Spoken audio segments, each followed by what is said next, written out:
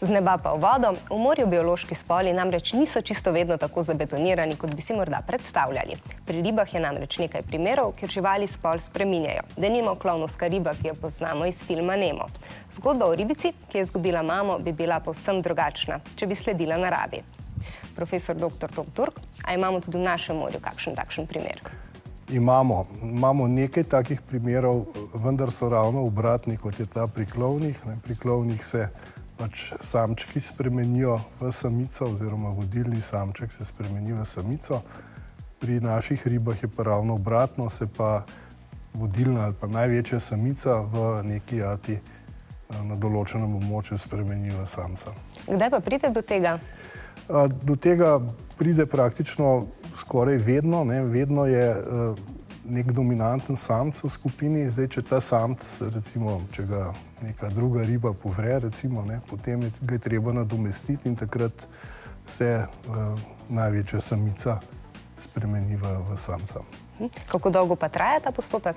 To je pa različno, odvisno od vrste. Recimo pri giricah, to je naš eminentni profesor Zej kot prvi na svetu ugotovil pravzaprav to spremembo spola pri ribah. Lahko to traja nekje od 2 do 4 let. Je to daljši proces, ker so najprej vse samice, potem se pa pretvorijo skoraj vse v samce.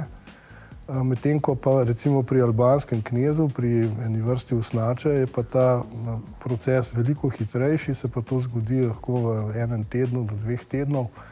In se tudi lepo vidijo te prehodi, ki so zaradi različnih barv, so zelo dobro vidni. Kako pogost pa je ta pojav spremembe spola pri živalih? Ja, v bistvu ni zelo pogost. Ni zelo pogost, kot smo že rekli, najbolj običajen je pri ribah. Pri drugih vretenčarjih, recimo, ga poznamo še pri nekaterih vrstah žab.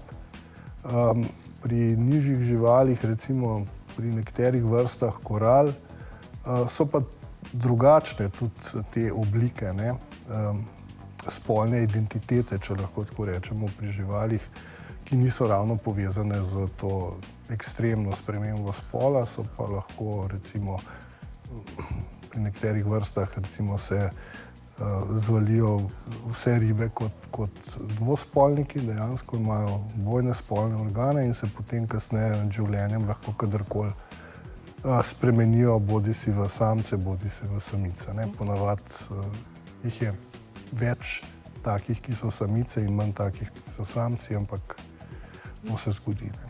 In pri plazilcih se razvoj spola veže na temperaturo jajčec? Ja, pa ne pri vseh. Pri nekaterih pa izrazito, recimo pri krokodilih in aligatorjih. Pri aligatorjih, recimo, če je temperatura jajc v gnezdu okrog 33 stopinj ali višja, so vsi zleženi aligatorji samci. Če je okrog 30 stopinj ali celo nekoliko nižja, so pa vsi, praktično vsi samice. Podobno je tudi pri želvah, recimo, pa pri nekaterih kuščarjih, ampak še zdaleč pa ne pri vseh.